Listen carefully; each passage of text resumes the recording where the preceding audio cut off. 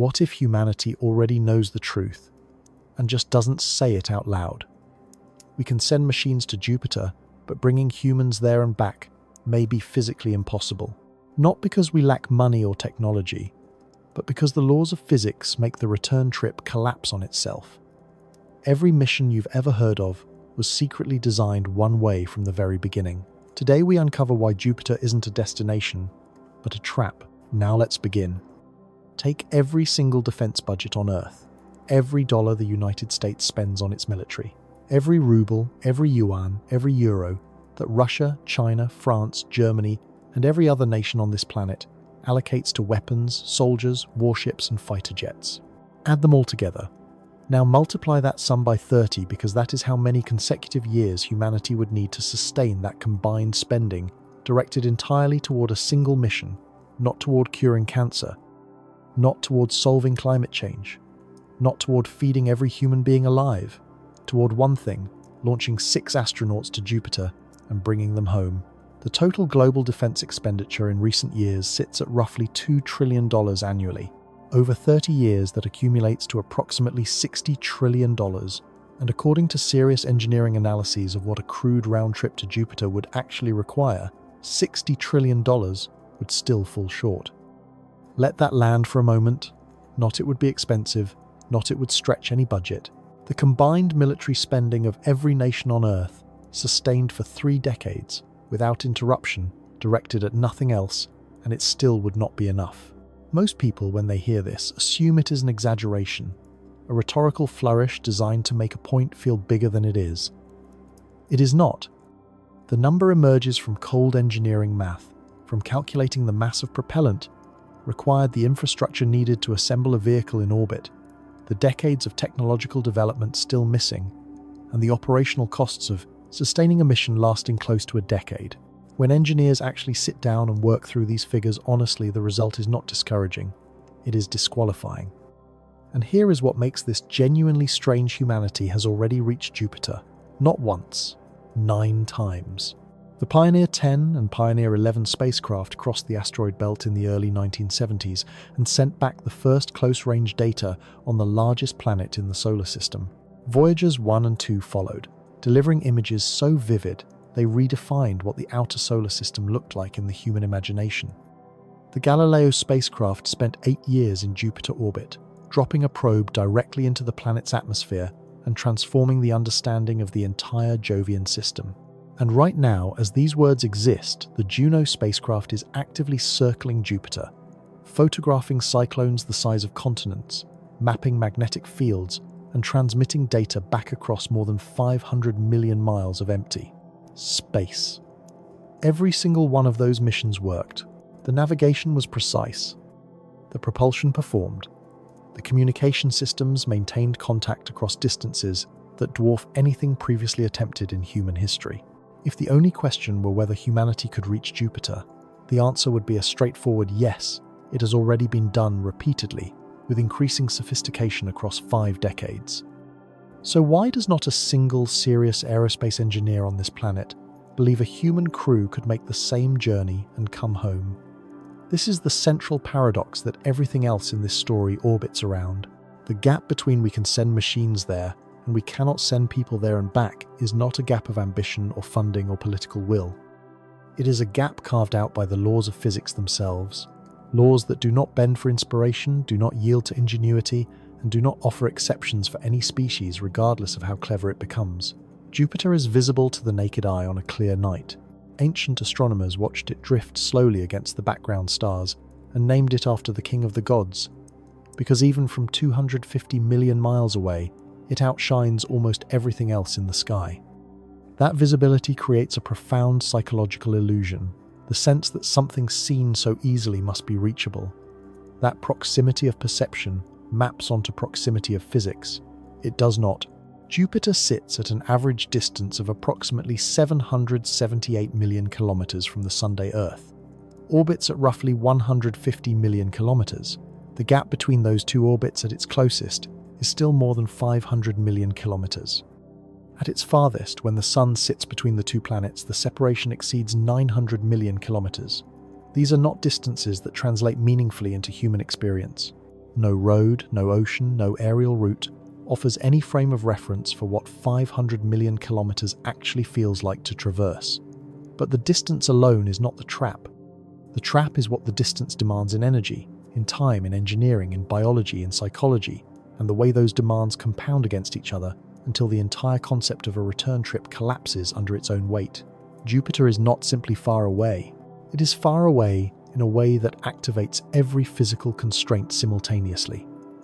The time required to get there pushes human bodies and spacecraft systems beyond their design tolerances.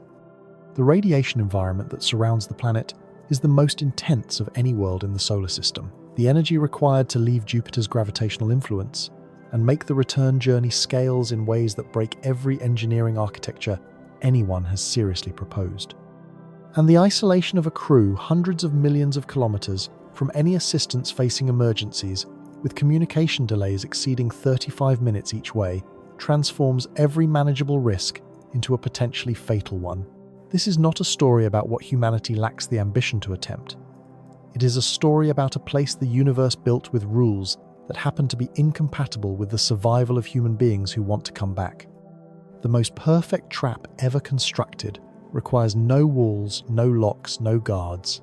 It simply needs to be exactly far enough away, surrounded by exactly the right kind of invisible radiation, governed by exactly the right gravitational physics, and then it can sit there glowing in the night sky, beautiful and beckoning, while the mathematics quietly makes escape impossible. But the real story does not begin at Jupiter. It begins with a decision made at the launch pad, a decision every single probe that ever left Earth silently accepted without anyone publicly admitting what it meant.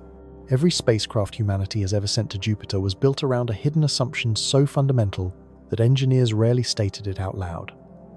It was not written as a design requirement in the mission documents. It did not appear as a line item in the engineering specifications. It was simply understood, absorbed into every calculation, every mass budget, every propulsion trade-off from the very first day someone put pencil to paper. The assumption was the spacecraft would never come home, not because something would go wrong, not because of budget constraints or launch limitations or gaps in technology that later missions might address, but because returning was never part of the design. It was excluded deliberately, completely, and permanently, and that single exclusion is what made every Jupiter mission possible. 100% of the probes that have successfully reached Jupiter were designed with no return capability. This is not a coincidence. It is not a string of unfortunate compromises. It is a structural feature of every mission architecture ever seriously proposed for the outer solar system, because the moment a mission architect adds a return requirement, the entire vehicle, the mass, the propellant, the systems, the taut mission timeline transforms into something that cannot be launched, cannot to be assembled, and cannot be funded by any space program that has ever existed or is likely to exist within the coming century. Think about what this means in a different context. Imagine building a bridge across a wide river. The bridge only needs to carry traffic in one direction from the west bank to the east bank.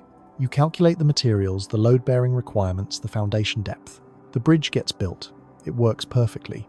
Now imagine someone says the bridge must also carry traffic back from the east bank to the west bank, not doubling the lanes that would only double the cost.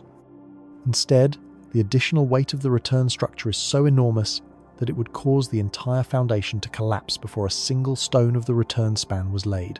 The only way to build a return bridge is to start over with a completely different foundation, completely different materials, and a completely different understanding of what the word bridge means. That is the situation with Jupiter. The return requirement does not add to the mission. It destroys the mission's architecture entirely and demands a replacement that current physics cannot provide. In September 2003, the Galileo spacecraft, which had been orbiting Jupiter since 1995 and had transformed the understanding of the Jovian system more than any previous mission, ended its operational life by plunging directly into Jupiter's atmosphere at enormous velocity, where it was crushed and vaporized by pressure and heat within minutes. Mission controllers at NASA's Jet Propulsion Laboratory watched the telemetry signal disappear and confirmed the spacecraft's destruction. Most news coverage framed this as a bittersweet conclusion to a long and successful mission. What the coverage rarely emphasized is that this ending was planned from the very first day of the mission's design, not as a contingency, not as a last resort, but as the intended final act. Galileo was never given the propellant to do anything else.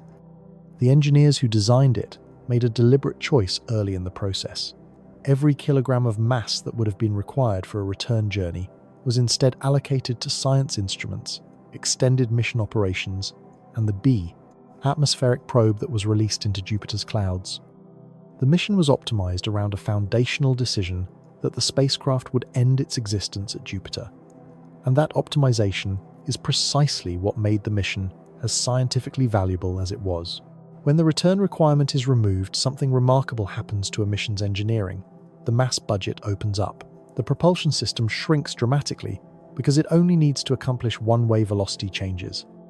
The entire trajectory design simplifies because there is no need to preserve fuel reserves for a departure burn that will never happen. Scientists can pack more instruments. Engineers can extend mission duration. The architecture breathes. Every kilogram that would have been propellant for a homeward journey becomes instead a capability for the mission that actually exists. More cameras, more sensors, more time in orbit, more data. The spacecraft that arrives at Jupiter, having shed the weight of return requirements, arrives as a leaner, more capable, more scientifically productive machine than any equivalent vehicle burdened with the obligation to come back. This is not a minor engineering trade-off. It is the difference between a mission that is physically possible and one that is not. And it raises a question that sits uncomfortably at the center of every serious discussion about human exploration of the outer solar system. Machines can be sent to die at Jupiter and be celebrated as triumphs of human ingenuity. The data they return justifies everything. The spacecraft becomes a monument to human reach, proof that intelligence and engineering can extend the boundaries of exploration far beyond what any living creature could survive. No one mourns the Galileo spacecraft the way one would mourn a crew, but humans cannot be optimized this way. A human mission is not complete when the crew reaches Jupiter and transmits their observations. A human mission is complete only when the crew comes home, and that requirement, that single, non-negotiable demand, collapses the entire engineering architecture that made every previous Jupiter mission work. The question worth sitting with is this: if humanity were to announce tomorrow that a crewed Jupiter mission would be one way, that the 6 people on board understood from the start they would never return, would anyone actually volunteer?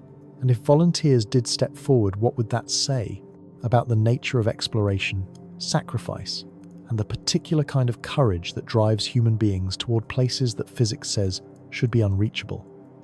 History offers some unsettling answers, but those answers come later. Understanding why the return trip is truly impossible requires confronting what many physicists and aerospace engineers consider the most merciless equation ever derived, a formula written more than 120 years ago by a Russian schoolteacher, one that has quietly destroyed every serious dream of sending humans to Jupiter and back before those dreams could even fully form. In 1897, a Russian schoolteacher living in the provincial town of Kaluga sat alone in his study and followed a chain of mathematical reasoning to its logical end. Konstantin Tsiolkovsky had no laboratory, no colleagues in rocketry, no institutional support of any kind. What he had was an uncompromising willingness to let the numbers tell the truth, regardless of how uncomfortable that truth turned out to be. The equation he derived that day did not merely describe how rockets work, it described with quiet mathematical precision exactly where rockets stop working and why certain destinations in the solar system sit permanently beyond the reach of any vehicle that burns chemicals to move. Most explanations of the rocket equation begin with the mathematics. This one will not, because the mathematics, while elegant, obscures the visceral reality of what the equation actually means when applied to a Jupiter round trip. Instead, consider an image. Imagine climbing a ladder. Each rung requires the same physical effort, 1 unit of energy, 1 step upward. After 10 rungs, you have expended 10 units of effort and gained 10 rungs of height. The relationship is perfectly linear, perfectly intuitive, and perfectly useless as a model for space propulsion. Now imagine a different ladder. On this ladder, each rung you have already climbed becomes heavier the moment you step onto the next one. The first rung weighs 1 kilogram. By the time you reach the second, the first has doubled to 2 kilograms, and you are still carrying it. By the fifth rung, the accumulated weight of the rungs below you has grown to over 30 kilograms. By the 10th, you are carrying more than 500 kilograms of ladder that you have already climbed, and the rungs ahead are getting heavier still. Most of your effort is no longer going toward reaching the top. It is going towards supporting the weight of the journey you have already made.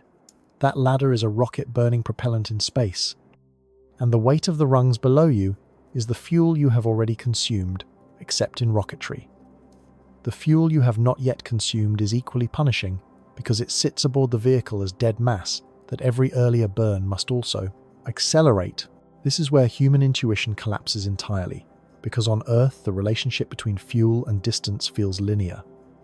A car with a full tank travels roughly twice as far as a car with a half tank.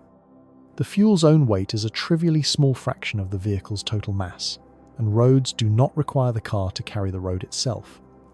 The system behaves in ways that match everyday experience. In space, the fuel is the road, the vehicle, and the obstacle simultaneously.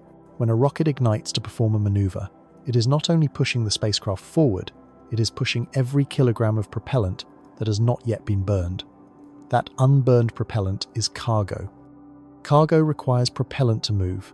That propellant is also cargo. The recursion does not resolve at a manageable number. It compounds exponentially, climbing toward mass ratios that quickly lose contact with any engineering reality. To make this concrete without a single mathematical symbol, consider the following. Suppose the goal is to return one standard aluminum can of carbonated water, 350 milliliters, weighing approximately 370 grams from Jupiter orbit back to Earth using the most efficient chemical propellant, combination currently available. Working through the velocity changes required, departing Jupiter's gravitational field, crossing hundreds of millions of kilometers of interplanetary space, and decelerating into Earth orbit to the total mass of propellant that must be launched from Earth's surface to make that single return. Journey possible is roughly equivalent to the complete structural mass of a 20-story office building for one can of soda. This is not rhetorical inflation. It is the honest output of propulsion physics applied to real trajectory requirements. The mass ratio for a crewed round trip to Jupiter using chemical propulsion exceeds 1,000 to 1. For every single kilogram that returns to Earth, crew capsule samples equipment more than 1,000 kilograms must leave Earth's surface. A minimal crewed return capsule capable of supporting 4 people through re-entry weighs somewhere between 10 and 15 metric tons. Multiply by 1,000. The launch mass required sits between 10 million and 15 million metric tons, a figure that dwarfs every rocket ever built, every space station ever assembled, and every launch campaign ever conducted combined. Rocket engineers who work with these calculations regularly have developed a particular dark humor about their situation. There is a saying that passes quietly through propulsion teams. Fuel is both the solution and the problem, simultaneously, always. Add more fuel to go farther, and the extra fuel creates extra mass that demands still more fuel to move it. The loop never closes gracefully. It spirals outward into absurdity. For a one-way mission, this spiral eventually stabilizes. Clever trajectory design, using gravitational assists from Venus, Earth, and other planets, can reduce the required velocity changes substantially. Engineers can optimize every gram of the vehicle, select the most efficient departure windows, and arrive at a launch mass that is enormous but theoretically achievable. The one-way constraint is the mathematical release valve that makes the numbers converge. Remove that valve, require the vehicle to also leave Jupiter, cross the solar system in reverse, and arrive back at Earth, and the spiral never stabilizes. Every proposed solution generates a heavier vehicle, which demands more propellant, which generates a heavier vehicle still. The mission does not become harder. It becomes structurally impossible within the physics of chemical combustion, regardless of engineering refinement or budget size. If the rocket equation is truly immutable, if no optimization of chemical propulsion can escape the exponential mass trap, then the only escape is a propellant that is not subject to the same constraints. A fuel so energetically dense that the mass ratios shrink from catastrophic to merely challenging, a propulsion system that delivers so much velocity per kilogram of reaction mass that the compounding loop finally closes at a number engineers can actually work with. Does such a thing exist? It does, and it was physically tested in the 1960s. But the reason it was buried has nothing to do with whether it worked. It was buried precisely because it worked too well, and that frightened an entire world into making it disappear. In 1958, while NASA was still less than a month old, a small group of physicists and engineers began working on a spacecraft propulsion concept so fundamentally different from chemical rocketry that it did not merely improve the numbers, it replaced them entirely with a different set of numbers drawn from a different domain of physics, operating at a different order of magnitude. The project was called Orion. It was not theoretical speculation. It was not a back-of-envelope fantasy. It was a funded government program with a real technical team, real hardware prototypes, real test flights, and real data. The engineers who worked on it were not dreamers. Several had contributed directly to the Manhattan Project.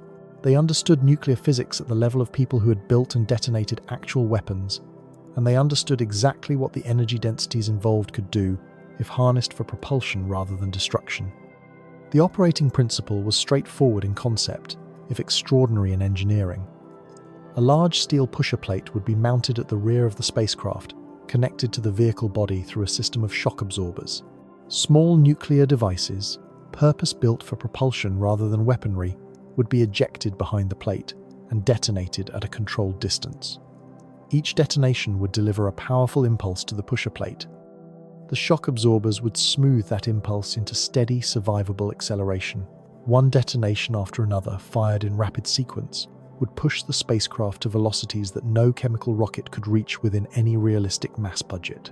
To verify the basic physics of pulse propulsion before committing to nuclear testing, the team built small chemically propelled models, informally called putt-putt vehicles, that used conventional explosive charges instead of nuclear devices. These models flew. The pusher plate concept worked exactly as the calculations predicted. The principle was sound. The engineering path forward was clear. And when the team ran the full performance numbers for a nuclear pulse Orion spacecraft, scaled to operational size, what emerged was the only design in the history of human spaceflight that credibly solved the Jupiter return problem. An Orion-class vehicle could carry hundreds of metric tons of useful payload crew life support, shielding supplies, science equipment to Jupiter, and back within a mission duration that human physiology could realistically survive. The mass ratios that made chemical propulsion absurd for this mission shrank under nuclear pulse propulsion to values that were demanding but not physically prohibited. For the first time, and so far, the only time a design existed that fit inside the boundaries of what the rocket equation would permit for a crewed round trip to the outer solar system. Then 1963 arrived. The Partial Nuclear Test Ban Treaty, signed in August of that year by the United States, the Soviet Union, and the United Kingdom, prohibited nuclear detonations in the atmosphere in outer space and underwater. The treaty was a genuine and important achievement in arms control. Throughout the preceding decade, atmospheric nuclear weapons testing had distributed radioactive fallout across the entire planet, contaminating food supplies, increasing cancer rates, and generating growing public alarm. The treaty addressed a real harm. The people who negotiated it were focused on nuclear weapons proliferation, on Cold War, escalation risks, on the health consequences of fallout drifting over populated continents. They were thinking about Hiroshima and Bikini Atoll and the children of the 1950s growing up with strontium-90 in their bones. They were not thinking about Jupiter, but the physical consequence of what they wrote was absolute. Nuclear detonations in outer space were exactly what Project Orion required to function. Without the ability to test, develop, and eventually operate nuclear pulse propulsion beyond Earth's atmosphere, the project had no viable future. Funding was withdrawn. The engineering team dispersed. The technical documentation was classified. The most capable space propulsion system ever seriously developed by human engineers was placed into indefinite storage, where it has remained for more than 60 years. This is one of the stranger ironies embedded in the history of space exploration. The Partial Nuclear Test Ban Treaty is rightly remembered as a landmark of 20th century diplomacy, a moment when two nuclear superpowers, locked in existential competition, found common ground in limiting the most dangerous aspects of their weapons programs. It made the world meaningfully safer. And as a direct physical consequence of making the world safer, it closed the one engineering door that led to the outer solar system. Every propulsion concept developed since Orion has improved pieces of the problem without solving the whole. Nuclear thermal propulsion, which heats propellant using a reactor rather than detonating devices, was successfully tested under the NERVA program in the 1960s and achieves roughly twice the efficiency of chemical rockets. Twice is not enough. The Jupiter return mass ratios remain far outside what nuclear thermal propulsion can reach. Ion propulsion achieves very high efficiency but generates thrust so low that reaching Jupiter and returning would require 15 to 20 years of continuous acceleration, extending every other problem: radiation exposure, biological degradation, psychological collapse, system failure far past any survivable threshold. Solar sails generate thrust without carrying propellant at all, but at Jupiter's distance from the Sun, where sunlight arrives at roughly 4% of its Earth intensity, the force available is too small to be operationally meaningful for a crewed vehicle of any realistic mass. None of these alternatives close the gap. Each improves a portion of the equation while leaving the fundamental mass ratio problem unresolved. Orion did not improve the equation. It replaced it. And the treaty that ended Orion's development replaced it with nothing. The question this history leaves behind is not comfortable to sit with. If the political circumstances of 1963 had been different, if the arms control momentum of that era had found a path that restricted weapons testing without touching space propulsion, or if the Cold War competition had driven both superpowers toward outer solar system exploration rather than away from it, is it genuinely plausible that human beings could have reached the Jovian system and returned home by sometime in the 1980s? Based on the engineering analyses conducted during Orion's active years and accounting for the additional development time the program would have required, the answer appears to be possibly yes, at least in principle. The propulsion barrier was cleared. The remaining obstacles were severe but not categorically different from what NASA was simultaneously overcoming in the Apollo program. Whether the political will and institutional capacity would have sustained such an effort is unknowable, but the physics would not have been the wall it remains today. But even if the propellant problem was solved, even if an Orion-class vehicle had been permitted to fly and the mass ratios had finally cooperated, the universe was never going to make this easy. It had a second weapon waiting, something invisible, without odor, without color, and without any detectable presence at all. Something that begins its work on a human crew. From the very first second they leave the protective boundary of Earth's magnetic field, accumulating silently, irreversibly, with a patience that outlasts any mission timeline anyone has ever proposed. There is a temptation when reading about Jupiter's magnetic field to picture something like Earth's an invisible protective bubble that deflects solar wind, creates auroras at the poles, and generally behaves as a quiet, benevolent feature of planetary physics. Jupiter's magnetic field is not that. It is not a stronger version of what surrounds Earth. It is something categorically different in both scale and behavior. A vast, churning electromagnetic machine that takes charged particles streaming in from the sun, captures them, accelerates them to enormous energies, and then traps them in dense radiation belts that extend millions of kilometers into surrounding space. A more accurate image is this: Jupiter is a natural particle accelerator, the size of a planet, operating, continuously powered by the rotational energy of a world so massive it contains more than twice the combined mass of every other planet in the solar system. It does not merely deflect charged particles, it processes them, amplifying their energies and concentrating them into regions of space that any approaching spacecraft must pass through. The radiation environment this creates is not incidental to Jupiter's character.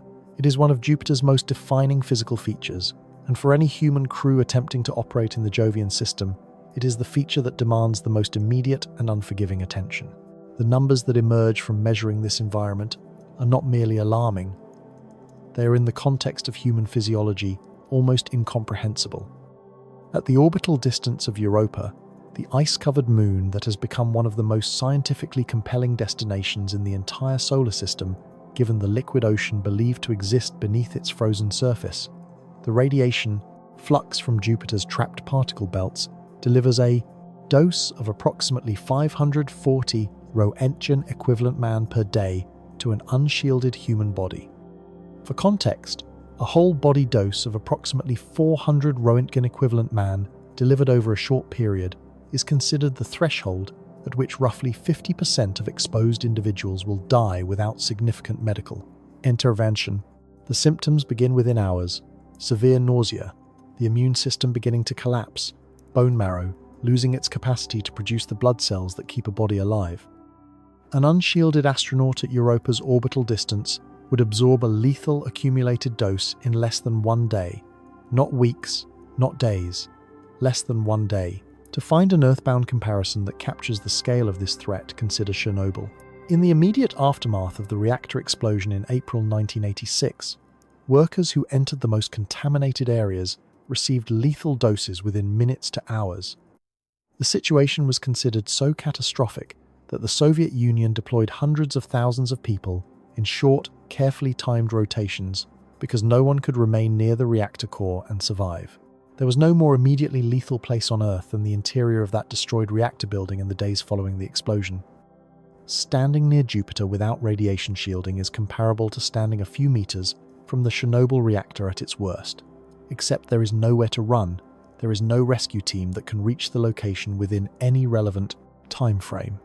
And the radiation source is not a damaged building that can eventually be entombed in concrete. It is a planet. It has been operating this way for 4.5 billion years. It will continue operating this way long after every spacecraft humanity has ever built has turned to dust. The engineering response to this problem is shielding. Dense material placed between the crew and the radiation source absorbs incoming particles, reducing the dose that reaches human tissue. Water is particularly effective because hydrogen nuclei stop certain types of charged particles efficiently. Polyethylene and other hydrogen-rich plastics perform better per unit mass than most metals for the specific particle energies prevalent in Jupiter's radiation belts.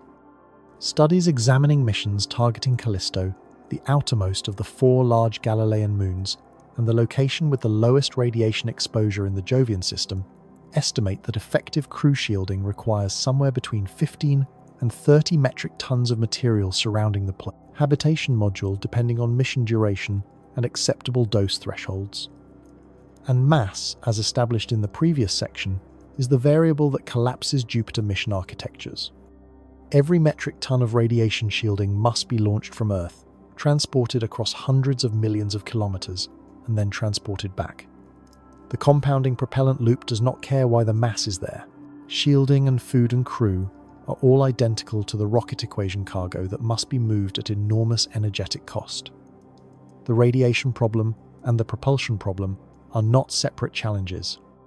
They are the same problem feeding back into each other, each amplifying the other's severity. But shielding carries a complication that goes beyond mass alone.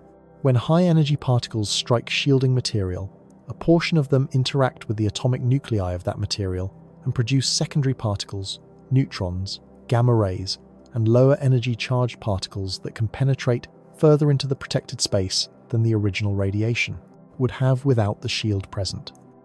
The practical consequence is genuinely counterintuitive for certain particle energies and certain materials. A thicker shield can actually increase the radiation dose delivered to whatever is on the other side because the secondary radiation it generates is more penetrating than the primary particles it was designed to stop. The analogy is uncomfortable but precise. Imagine stopping a bullet with a steel plate, but the plate upon impact fragments into dozens of smaller pieces that travel toward the very person the plate was meant to protect. A thinner plate might stop the bullet cleanly. A thicker plate produces more fragments. The optimum is not as thick as possible. It is a specific value that depends on the particle type, the material composition, and what is being protected, and finding it requires careful analysis rather than the intuitive assumption that more shielding is always safer. The engineers who designed the Juno spacecraft understood this at a level most people never encounter. Juno carries no human crew, but its electronics are vulnerable to radiation damage in ways that accumulate similarly to biological injury. Particles flip memory bits, degrade processor performance, and corrupt sensor readings over time. To protect Juno's critical systems, the team designed a radiation vault, a titanium enclosure surrounding the spacecraft's most sensitive electronics, providing meaningful protection against the Jovian environment. The vault contributed substantially to the mission's operational longevity. But even Juno's titanium vault is a delaying measure, not a permanent solution. The radiation does not stop, it does not negotiate.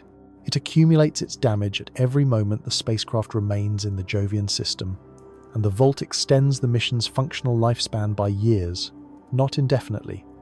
Eventually, the radiation wins. For a robotic spacecraft, this is an acceptable operational reality that mission planners account for in advance. For a human crew requiring years of continuous protected habitation, the same physics produces a conclusion of a different weight entirely. If better shielding sometimes generates more dangerous secondary radiation, if the relationship between protection and safety is not linear, but complex, with an optimum that varies by particle energy and material, does a shielding solution actually exist that can protect a human crew across years of Jupiter operations? Or is this simply a contest that human biology, given enough time in proximity to that planetary particle accelerator, cannot win regardless of how cleverly the engineering is arranged? Radiation kills the body slowly, but the universe does not limit itself to physical weapons. It has something more subtle, more insidious, and more consistently underestimated in every mission plan ever written. Something that does not appear in any physics equation, cannot be blocked by any shielding material, and according to research conducted in isolated environments far less extreme than a decade-long Jupiter mission, could end the mission, faster than any mechanical failure ever could. Between June 2010 and November 2011, 6 volunteer subjects entered a sealed facility on the outskirts of Moscow and did not leave for 520 days. The structure they inhabited was a series of interconnected metal modules, cramped, windowless, artificially lit at all hours, designed to simulate the interior of a spacecraft on a mission to Mars. The experiment was called Mars 500, and it was the longest and most comprehensive isolation study ever conducted in preparation for deep space human spaceflight. Nobody died. Nobody suffered a psychiatric breakdown severe enough to terminate the experiment. By the most basic measures of survival and functional stability, the 6 participants emerged intact. The scientific community initially treated this as reassuring evidence that human beings could endure the psychological demands of extended isolation in confined artificial environments. Then the researchers looked more carefully at the data, and what they found was not reassuring at all. By the 4th month of the experiment, the majority of crew members had begun transitioning into a behavioral state that the research team described in their published findings as hypokinesis. The word is clinical and somewhat detached, which perhaps explains why it has not entered popular discussions about the risks of long-duration spaceflight. What it describes is neither clinical depression nor anxiety disorder, nor any of the psychological conditions that mission planners tend to prepare for. It is something stranger, and in some ways more troubling, a state of progressive behavioral passivity in which the organism appears to be gradually powering down non-essential functions in order to conserve mental energy for basic operation. The crew members were not distressed in obvious ways. They were not crying, not arguing, not displaying the signs of acute psychological crisis that would trigger intervention protocols. They were simply becoming less active, less engaged, less present in their own experience. They slept more. They moved less.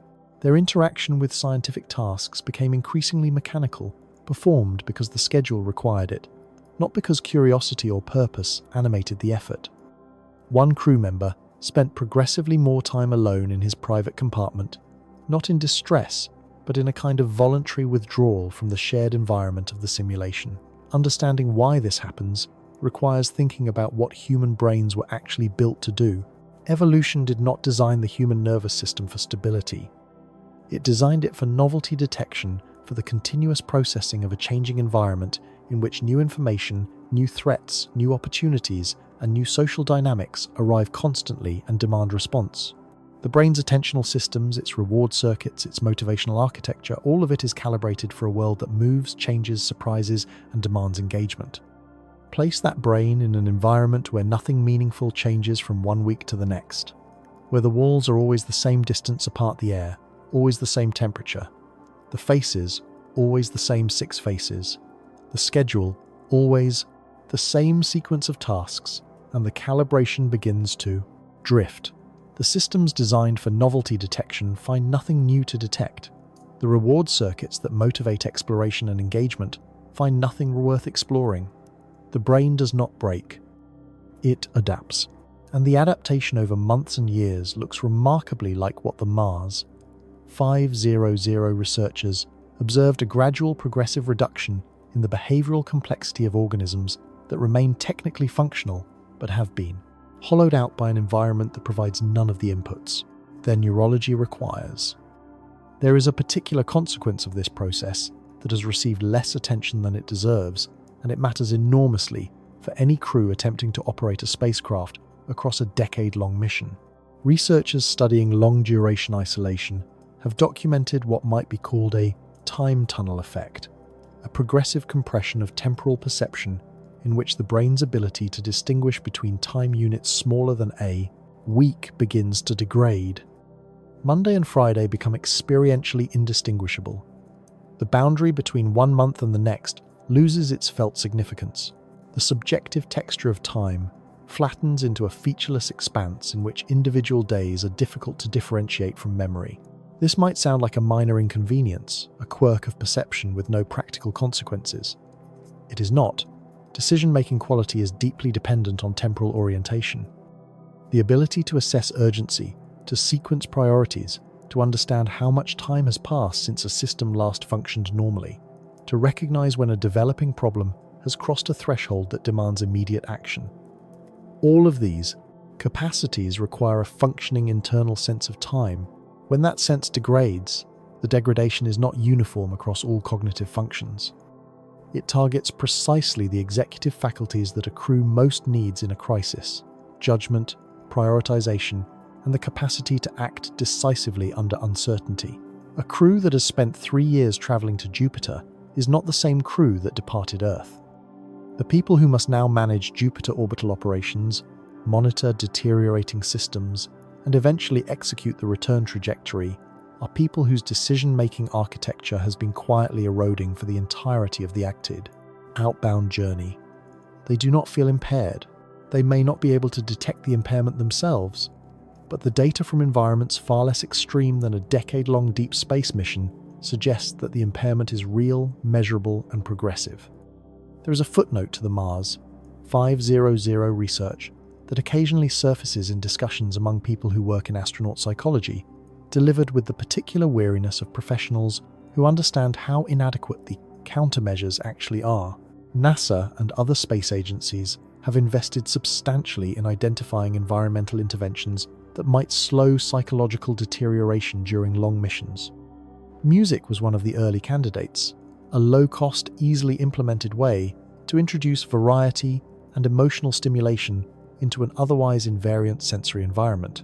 The approach was tested. It was found to help initially, and then at around the 6-month mark of extended space missions, something unexpected happened. Astronauts began reporting aversion to music they had previously enjoyed. The brain, having spent months associating those specific pieces of music with the experience of confinement and isolation, had rewired the emotional valence of the music itself. The songs that were supposed to provide comfort had been colonized by the psychological context in which they were heard, and they now evoked the very state they were meant to relieve. The universe has a way of closing the exits. If 520 days of relatively comfortable isolation in a facility on Earth where participants knew they were never in genuine danger and could have terminated the experiment at any point, produced measurable cognitive deterioration and progressive behavioral withdrawal, what happens to a packed human brain? After 3,650 days in a real spacecraft, hundreds of millions of kilometers from Earth with no exit, no possibility of rescue, and the continuous background knowledge that every system keeping the crew alive has been degrading for years, and perhaps more unsettling, if that brain has changed profoundly over 3,650 days, if its temporal perception, its motivational architecture, and its decision-making capacity have all shifted in ways the person cannot detect. From the inside is the individual who eventually returns to Earth, genuinely the same person who departed. But the psychology is only the visible, surface. Beneath it, at the level of individual cells and molecular processes, the body is executing a transformation that no exercise protocol, no pharmaceutical intervention, and no technology currently available can fully prevent, only slow. 4 million years is a long time. It is the approximate span across which the lineage leading to modern humans was shaped by natural selection operating on a single, consistent set of environmental pressures. The surface of a planet with a gravitational acceleration of 9.8 meters per second squared, a dense oxygen, nitrogen atmosphere, and a biochemical environment calibrated to that specific gravitational load. Every structural feature of the human skeleton, every aspect of cardiovascular architecture, every regulatory mechanism that governs fluid distribution in the body, all of it is the output of 4 million years of optimization for one environment, and one environment only. Remove that environment and the optimization becomes a liability.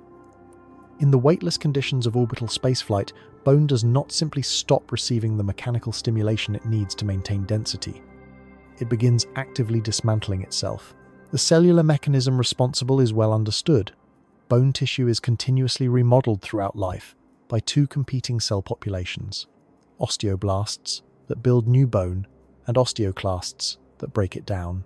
On Earth, the mechanical loading imposed by gravity and muscular activity tips the balance toward the osteoblasts. In weightlessness with no gravitational load and dramatically reduced mechanical stimulus, the balance tips toward the osteoclasts.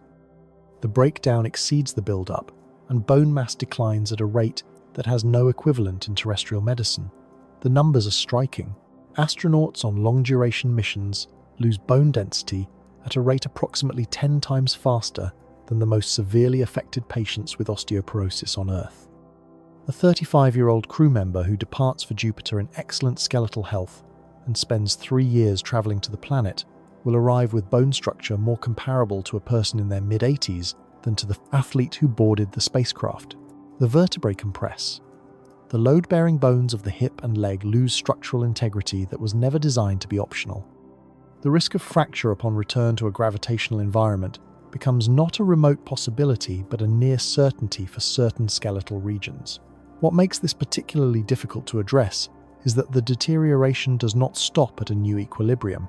It continues for the entire duration of weightless exposure.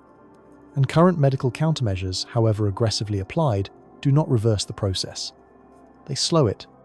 Exercise regimens requiring 2 hours of resistance and cardiovascular training, daily maintained with discipline across years of confined space, reduce the rate of bone loss but do not eliminate it. Bisphosphonate medications which inhibit osteoclast activity offer additional protection but carry their own accumulating consequences when used over multi-year timescales, including effects on bone quality that may paradoxically increase fracture risk under high-stress loading conditions. Lower body negative pressure garments that simulate some of the fluid distribution effects of gravity provide partial compensation for certain cardiovascular adaptations, but do not address the skeletal problem meaningfully. After 3 years of continuous weightlessness, no combination of currently available countermeasures is sufficient to preserve the skeletal integrity that a crew member will need to survive re-entry forces and readaptation to Earth gravity. The countermeasures do not prevent the decline. They negotiate with it, selecting a somewhat slower rate of deterioration while accepting that deterioration will occur. The cardiovascular system presents a related but distinct set of problems. The human heart is a pump designed to work against gravity. Its primary challenge on Earth is ensuring that oxygenated blood reaches the brain, which sits above the heart in a gravitational field that constantly pulls fluid downward. This uphill pumping requirement shapes cardiac muscle mass, vascular tone, and the regulatory systems that maintain blood pressure across changing postures. In weightlessness, the uphill challenge disappears. The heart no longer needs the same muscular capacity to maintain cerebral perfusion, and biology operating with ruthless efficiency responds accordingly. Cardiac muscle mass decreases over months of weightless exposure. The heart, in a literal, measurable anatomical sense, shrinks. This adaptation is physiologically rational in the context of weightlessness.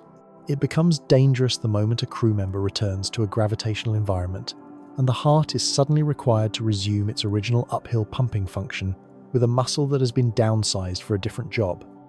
The cardiovascular stress of readaptation following long-duration spaceflight is one of the most significant health risks associated with mission return, and it scales with mission duration in ways that make a decade-long Jupiter mission categorically different from anything medicine has previously managed. There is a further complication that received relatively little attention until astronauts returning from long-duration International Space Station missions began reporting it consistently. In weightlessness, body fluids shift toward the upper body.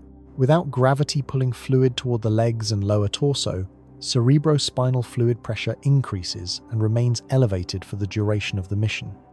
This sustained elevated pressure acts on the optic nerve, pressing against the back of the eye, reshaping the optic disc, and in some cases, producing measurable changes to vision that persist long after return to Earth. The condition now known as spaceflight-associated neuroocular syndrome affects a significant proportion of astronauts on long missions. Its underlying mechanism involves adaptations in cerebrospinal fluid dynamics that are not yet fully understood. Its long-term consequences at mission durations of years rather than months remain unknown because no human being has experienced years of continuous weightlessness and been available afterward for longitudinal medical follow-up. The pattern across all these biological systems is consistent and grim. Every countermeasure available delays the deterioration. None prevents it. 2 hours of daily exercise, pharmaceutical interventions, pressure garments, carefully designed nutrition protocols, assembled together, these represent the best that current space medicine can offer. And the best that current space medicine can offer produces a crew that arrives at Jupiter after 3 years in a significantly degraded physical state compared to departure. That crew must then conduct Jupiter orbital operations, monitoring systems, performing scientific work, managing emergencies while their bodies continue deteriorating. And then they must perform the return journey. 3 more years of weightlessness, acting on bones and hearts and eyes that have already been compromised by the outbound transit. Arriving at Earth, if they arrive as biological organisms that have experienced 6 continuous years of microgravity exposure, in addition to a decade of accumulated radiation damage, a combination that no physician has ever treated because no patient has ever survived it to seek treatment. If the human body cannot maintain adequate physiological function across the 3-year journey to Jupiter, if the best available medical countermeasures are sufficient only to slow a deterioration, they cannot stop what condition will. That body be in when it must execute 3 additional years of return travel using systems and strength it no longer possesses in the quantities the journey demands. And these are only the problems that science has identified, measured, and assigned numbers to. There is a longer list of phenomena that researchers know are occurring, but do not yet understand well enough to quantify. And somewhere on that list is something that has caused even the most experienced researchers in this field to stop and reconsider assumptions they thought were settled. Every object that human beings have ever manufactured carries within it something that does not appear on any specification sheet, is not listed in any engineering document, and cannot be measured at the moment of production.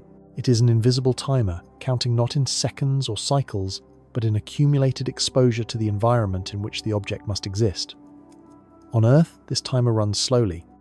Materials are protected by atmosphere, by stable temperatures, by gravity that keeps lubricants pooled where they belong, by the simple availability of maintenance technicians who can replace components before the timer expires. In space, the timer runs differently, and in the specific environment of a decade-long journey to Jupiter and back, it runs at a pace that no material science on Earth has ever been asked to survive. The concept is sometimes called thermal fatigue, and a single, unremarkable metal fastener illustrates it with uncomfortable precision. A bolt securing a component aboard the International Space Station experiences a temperature swing from approximately negative 180 degrees Celsius to positive 150 degrees Celsius every 90 minutes, as the station alternates between the shadow of Earth and direct solar exposure. Each temperature cycle expands and contracts the metal at the molecular level, stressing the crystalline structure of the material in ways too small to observe, but too consistent to ignore. Over months, microscopic cracks develop along grain boundaries. Over years, those cracks propagate.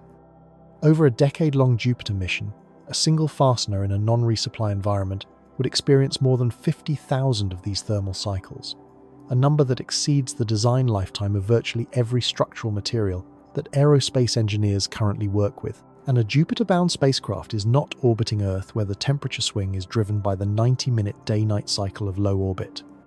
It is traveling through interplanetary space, rotating to distribute solar heating, passing through the shadow of Jupiter during orbital operations, experiencing the specific thermal environment of the outer solar system, where sunlight delivers roughly 4% of the intensity available at Earth's distance.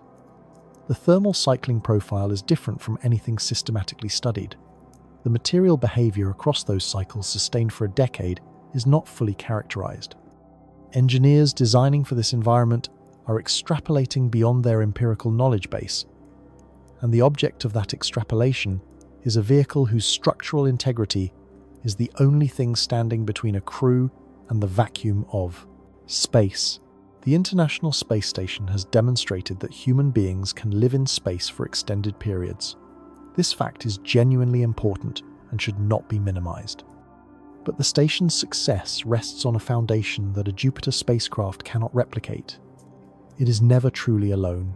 Cargo vehicles arrive every few weeks, carrying replacement components, fresh consumables, updated equipment, and occasionally new crew members who bring current training and fresh psychological reserves. When the station's oxygen generation system fails, and it has failed multiple times across its operational history, replacement hardware is launched from Earth and installed within weeks. When water recycling membranes degrade beyond useful function, new membranes arrive on the next resupply mission. The station is less a self-contained spacecraft than it is the endpoint of a continuous supply chain that runs from Earth's surface to low orbit without interruption. A spacecraft traveling to Jupiter is the opposite of this. It is a building sealed completely for 10 years, with every component it will ever need already loaded at departure, with no possibility of additional deliveries, no visiting technicians, no external expertise, and no mechanism for replacing anything that was not anticipated and stocked in advance. The analogy is not a ship at sea where ports exist, and rescue is theoretically possible. It is closer to a submarine that has been welded shut and sunk, with the crew expected to resurface under their own power a decade later, using only the tools and spares they brought with them. The probability mathematics of this situation are worth examining carefully because they reveal a trap that does not announce itself clearly until the numbers are assembled together. Consider a single system, any critical system aboard the spacecraft, with a daily reliability of 99.9%. This sounds impressively robust.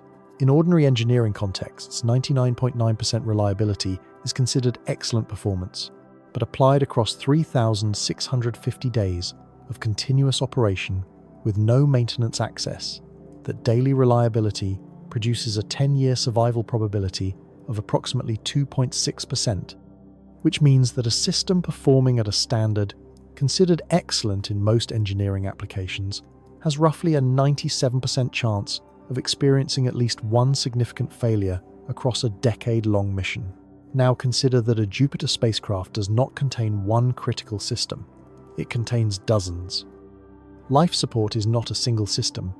It is an interlocking collection of subsystems, including atmospheric processing, water recovery, thermal regulation, power generation, and waste management, each of which must function continuously and each of which carries its own failure probability.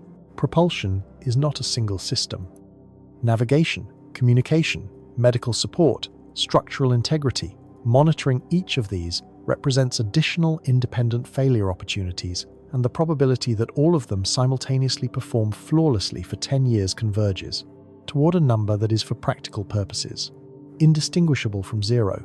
Redundancy is the standard engineering response to this problem, and it is genuinely valuable. Building 2 or 3 independent systems to perform each critical function means that multiple simultaneous failures must occur before capability is lost. But redundancy has a cost that is not merely financial. Every redundant system adds mass and mass. In the Jupiter mission architecture, feeds directly back into the propellant requirements that already cannot be satisfied. Every redundant system adds complexity, and complexity creates new failure modes at the interfaces between systems that simple configurations do not possess. Two systems that each function perfectly in isolation can interact in unexpected ways when they share power supplies, thermal management, or software control architectures. The history of spacecraft failures contains numerous examples of redundant systems that failed simultaneously because they shared a common vulnerability that independent testing had not revealed. There is a further dimension to the degradation problem that distinguishes Jupiter from every destination closer to Earth where human spaceflight has been seriously contemplated. A Mars mission, despite its own formidable challenges, retains a theoretical rescue window. The orbital mechanics of Earth and Mars create alignment opportunities roughly every 26 months, when a transit between the two planets is energetically feasible. A crew facing a life-threatening emergency on Mars, a catastrophic system failure, a severe medical event, a situation requiring immediate evacuation, faces a wait of up to 26 months for the next rescue opportunity. This is a daunting constraint, but it is a finite one. Planning can account for it. Supplies can be provisioned to bridge the gap. Survival is at least theoretically possible while waiting for alignment to recur. Jupiter's orbital mechanics create a different situation entirely. Approximately 6 months into the outbound journey, the spacecraft crosses a threshold from which returning to Earth requires more propellant than continuing forward. The orbital dynamics of the transfer trajectory have committed the vehicle to its destination.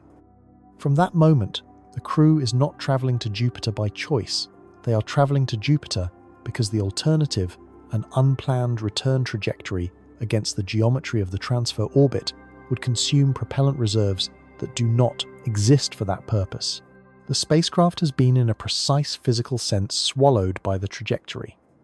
Continuation is not a decision. It is the only option the physics permits. What does this knowledge do to a crew in the first 5.5 months of the outbound journey, during the period before the commitment threshold is crossed when return is still physically possible? But propellant reserves are being consumed at a rate that makes the window narrower with every passing day. Every system anomaly that occurs in those early months carries a weight that anomalies later in the mission do not. Every component that shows early signs of degradation represents a question that must be answered before the threshold. Is this a manageable fault that redundancy and repair can handle across a decade of operations, or is it the early signal of a failure mode that will prove fatal? And how does a crew make that judgment clearly, under the psychological pressure of knowing that the window in which they could choose to go home is closing permanently in a matter of weeks? If knowing that the point of no return arrives after approximately 6 months, that after that, the threshold is crossed, the trajectory itself becomes the crew's jailer, what decisions do crew members make in those first 5.5 months? And does the weight of that approaching commitment degrade the quality of those decisions in ways that compound the risks already accumulating from every other direction? All of these forces, the physics, the biology, the psychology, engineering, have so far been examined as separate threads.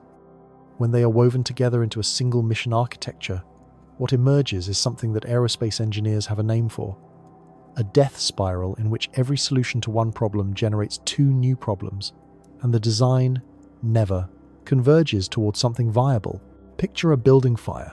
The firefighters arrive and begin applying water, the correct response, the standard procedure, the solution that centuries of firefighting experience have validated. But the water makes the floor slippery. A firefighter falls and is injured. Now an additional rescue team is needed. The rescue team requires its own equipment. The equipment requires a larger vehicle to transport it. The larger vehicle blocks the access road that the water supply truck needs. The water pressure drops. The fire spreads. Each response to each new problem created by the previous solution generates fresh complications that demand further responses, and the situation deteriorates, not because anyone made a wrong decision, but because the system of problems has become self-reinforcing in a way that correct individual responses cannot unravel. This is not an analogy for the Jupiter mission design problem. It is a description of the Jupiter mission design problem rendered in more familiar terms. The cascade begins with radiation shielding because radiation is the threat that cannot be ignored. Studies of crewed operations in the Jovian system consistently conclude that effective protection requires shielding mass of 15 to 30 metric tons surrounding the habitation module. Add that mass to the spacecraft. The added mass increases the total vehicle weight, which increases the propellant required for every velocity change across the entire mission departure from Earth orbit trajectory corrections during transit, Jupiter orbit insertion, Jupiter, departure, and Earth arrival. The additional propellant has its own mass, which requires still more propellant to move. The propellant tanks that contain the additional fuel have mass. Those tanks are also exposed to the radiation environment of interplanetary space and the Jovian system, which means they too require some degree of radiation protection. The shielding added for the crew has now generated a secondary shielding requirement for the systems that support the crew. The loop has begun. Add the medical supplies that a decade-long mission demands for a crew of 6, the pharmaceutical inventory, the surgical equipment, the diagnostic instrumentation, the provisions for conditions that cannot be predicted but must be, survivable without hospital access. Each kilogram of medical capability adds to the vehicle mass. Each addition to vehicle mass adds to propellant requirements. The mission duration grows longer as a consequence of the heavier vehicle's less efficient trajectory options, which means the crew requires more food and water for the extended timeline, which adds more mass, which extends the trajectory further. The medical solution has extended the very journey whose hazards the medical supplies were intended to address. Add redundant systems for critical life support functions, because no rational mission designer would accept single-point failures in atmospheric processing or water recovery on a decade-long mission. Each redundant system adds mass. Each redundant system adds complexity at the interfaces, where the primary and backup systems must communicate, share power, and hand off control during transitions. That complexity creates failure modes that did not exist when each system was simpler. The redundancy added to improve reliability has introduced new categories of unreliability that the original design did not contain. Additional monitoring systems are needed to detect and manage the new failure modes. The monitoring systems have mass. The technicians or robotic systems needed to respond to anomalies detected by the monitoring systems have mass. The spare components required to repair the failures that the monitoring systems will eventually detect have mass. Every layer of safety generates a new layer of weight, and every new layer of weight drives the propellant requirements further beyond what any launch architecture can provide. Engineers who have worked through these calculations with the specific numbers that a Jupiter round trip demands describe arriving at what might be called a design singularity, a point in the analysis where the mathematics stops behaving like a difficult optimization problem and begins behaving like an equation with no solution, not a hard solution, not a solution requiring extraordinary resources, no solution. The design space that satisfies all constraints simultaneously, adequate crew protection, sufficient propellant, survivable mission duration, acceptable system reliability, does not exist within the physics of chemical propulsion. The constraints are not merely difficult to satisfy together, they are incompatible. The contrast with Mars is instructive precisely because it prevents the easy dismissal that Jupiter is just Mars with larger numbers. Mars mission design faces its own version of the compounding mass problem. Adding crew protection consumables and redundant systems to a Mars vehicle also increases propellant requirements. The spiral exists for Mars as well, but for Mars the spiral converges. At some point in the design process, additional mass additions produce diminishing propellant penalties and a viable architecture emerges from the optimization. Expensive, demanding, technically challenging at the frontier of current, capability but physically real. The design space exists, engineers can find it. For Jupiter, the spiral diverges. Every addition makes the next addition more costly in propellant terms, and the propellant cost of each addition requires further additions to address. The design does not converge toward a difficult solution. It converges toward an infinite regress that produces vehicle masses when the calculations are followed honestly to their conclusion that exceed what any conceivable launch infrastructure could deliver to orbit, let alone assemble into a functional spacecraft. This mathematical reality explains something that is otherwise puzzling about the planning documents of major space agencies. NASA's long-range strategic plans discuss Mars exploration in exhaustive detail. Architecture studies technology development, roadmaps, mission profiles, risk analyses. The literature on crewed Mars exploration is substantial and serious. The same documents, when they discuss Jupiter, describe robotic science missions, Juno, Europa Clipper, future landers and orbiters. Crewed Jupiter missions appear in these documents, if they appear at all, in the context of aspirational possibilities far beyond any planning horizon. Not because the authors lack imagination, but because every serious engineering analysis of crewed Jupiter round trips reaches the same destination.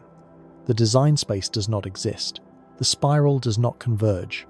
The problem has no solution within the framework of current or near-term propulsion technology.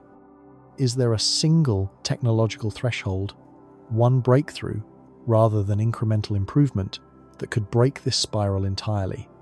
A propulsion advance so fundamental that it replaces the diverging spiral with a converging one, opening a design space that currently does not exist. The answer to that question lives inside a quiet but consequential debate unfolding within the scientific community. A debate that does not reach mainstream media, but whose outcome will determine whether human beings ever genuinely leave the neighborhood of Earth. On September 5th, 1977, a spacecraft weighing roughly 822 kilograms left Earth aboard a Titan 3IE rocket and began a journey that no human being has ever replicated. Nearly 47 years later, Voyager 1 is still operating. It has traveled more than 23 billion kilometers from the Sun, a distance approximately 46 times greater than any human being has ever ventured from Earth. It continues transmitting data across that incomprehensible gulf using a transmitter with less power than a refrigerator light bulb. The total cost of the Voyager 1 mission, adjusted for inflation to current values, sits at roughly $1 billion across its entire operational lifetime. The estimated cost of a crewed round-trip mission to Jupiter, based on serious engineering analyses of what such a mission would actually require in propulsion, infrastructure, crew support systems, orbital assembly, and operational support, runs to several $1 trillion. The ratio between these two numbers, the robotic mission that has traveled 46 times farther than any human, and the crewed mission that would attempt a fraction of that distance, is somewhere between 1,000 to 1 in 10,000 to 1, depending on whose estimates are used, and which assumptions are built into the comparison. This disparity does not simply represent a cost difference. It represents a question that the aerospace community has been debating mostly in technical papers and conference rooms, rather than in public, for decades, given that robotic spacecraft can reach Jupiter for a cost and risk profile that is orders of magnitude lower than any crewed alternative. What is the actual scientific or exploratory justification for sending human beings there at all? The debate is typically framed as a technical question about capability. What can humans do that robots cannot? But the honest version of the question cuts deeper than that. It asks why the assumption that humans must eventually go exists in the first place, and where that assumption actually comes from when examined carefully. The answer, when the layers are pulled back, turns out to involve psychology and institutional culture, and something close to mythology, far more than it involves any rigorous analysis of scientific return. The genuine advantages of human explorers are real and should not be dismissed. An astronaut can perform field geology with a flexibility and contextual judgment that no robotic system currently matches. A trained scientist on location can recognize an anomalous feature, decide it warrants closer examination, pivot the day's plan in response, and extract insight from an unexpected observation in ways that require human intuition and adaptability. Robotic rovers on Mars have demonstrated remarkable capability, but they also move at speeds measured in centimeters per second and require days of planning and uplink cycles to execute tasks that a geologist on the surface would accomplish in minutes. For planetary surfaces close enough to Earth to permit near real-time remote operation, the human advantage in adaptability is partially offset by telecommunications imperfectly but meaningfully. At Jupiter, this offset disappears entirely. The minimum one-way communication delay between Earth and Jupiter exceeds 35 minutes depending on the orbital positions of the two planets. A round-trip communication exchange, a question from the crew, a response from mission control takes more than 70 minutes at minimum. No real-time guidance is possible, no immediate expert consultation, no rapid decision support from the thousands of engineers and scientists on Earth who would otherwise form the extended crew of any serious space mission.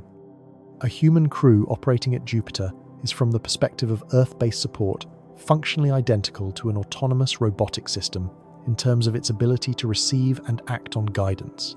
The human beings are present, but the advantage of human presence, the connection to the accumulated expertise of Earth's scientific community operating in real time, has been severed by the speed of light. What remains is a crew of 6 people making independent decisions about complex technical and scientific situations, with no external input for at least 70 minutes after any question is posed. This is not meaningfully different in operational terms from a sufficiently advanced autonomous robotic system. The humans can improvise and adapt, certainly, but so can increasingly sophisticated artificial intelligence systems. And those systems do not require oxygen, do not develop bone density loss, do not experience psychological deterioration from isolation, and do not die when a radiation storm overwhelms a face. Shielding system. The automation threshold that robotics and artificial intelligence are approaching makes this comparison increasingly pointed. Current robotic systems deployed in deep space already perform autonomous navigation, fault detection, and operational decision-making without human intervention because they have to given communication delays. The gap between what a human explorer can do and what an autonomous robotic system can do at a location 35 minutes from any human guidance is narrowing in one direction only. The robots are becoming more capable. The humans are not becoming more radiation resistant or less dependent on consumables or more psychologically suited to decade-long isolation. An engineer at the Jet Propulsion Laboratory, speaking at an internal technical review several years ago, put it with characteristic directness. Robots do not complain about the food, do not develop conflicts with their crewmates, and do not require bathroom facilities. From every practical standpoint, they are superior astronauts. The comment drew laughter from the audience, but the speaker was not making a joke. The observation was technically accurate, and everyone in the room understood it to be so. What keeps human spaceflight to the outer solar system alive as a concept, despite this analysis, is not a scientific argument. It is something older and less rational, and considerably more powerful. The conviction shared across cultures and centuries that exploration conducted by human beings in person means something categorically different from exploration conducted by machines on behalf of human beings watching from home. This conviction is not wrong exactly, but it is also not a physics argument. It does not appear in propellant budgets or radiation dose calculations or reliability analyses. It belongs to a different category of human motivation, entirely one that has driven people toward dangerous and expensive places throughout history, regardless of whether the cost-benefit analysis supported the journey. The question this raises is not rhetorical, and it does not have a simple answer. If robotic systems can perform every scientific task that a human crew would perform at Jupiter nows, at 1,000th the cost, with zero risk to human life, and with improving capability that will only widen the performance gap in robotics' favor over coming decades, then what is the actual purpose of sending human beings to Jupiter? What does the human presence add that justifies the additional cost by a factor of 1,000 and the certain deaths that the mission physics predict? The answer to that question is more complicated than most people expect, and it opens onto something deeper about what exploration actually means for human beings as a species. But before arriving there, it is necessary to look at what is actually waiting at Jupiter and why those specific discoveries carry enough weight that some people continue to believe the risk, however extreme, might eventually prove worth bearing. Most people, when they picture Jupiter, see the image that has become iconic through decades of spacecraft photography. A vast sphere of swirling orange and cream bands, the great red spot rotating slowly in the southern hemisphere, a storm system so large that the entire surface area of Earth would fit. Inside it with room remaining, it is a striking image, and it accurately represents the planet's visible atmosphere. But it captures almost nothing of what makes the Jovian system one of the most scientifically extraordinary locations in the solar system. Because the planet itself, dramatic as it appears, is not the primary reason that scientists treat Jupiter as a destination of exceptional importance. The Jovian system, understood properly, is not a planet accompanied by a collection of moons. It is a miniature solar system, a gravitationally bound collection of worlds, each with its own character, its own geological history, and in at least one case, its own ocean, organized around a central body so massive that it shapes the orbital, mechanics, and interior geology of everything within its gravitational reach. As of the most recent confirmed count, Jupiter has 95 known moons. 4 of them, Io, Europa, Ganymede, and Callisto, first observed by Galileo Galilei in January 1610, are worlds of planetary scale, each presenting scientific questions that cannot be answered from Earth and have not been fully resolved by any robotic mission yet dispatched. Europa is the most discussed of the 4, and the discussion is warranted. Beneath a surface of water ice, estimated to be between 10 and 30 kilometers thick, Europa almost certainly harbors a global liquid water ocean.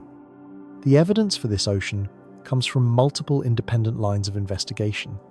The tidal flexing that Jupiter's gravity exerts on Europa's interior generates enough heat to maintain water in liquid form, despite the moon's surface temperature of approximately -170 degrees Celsius.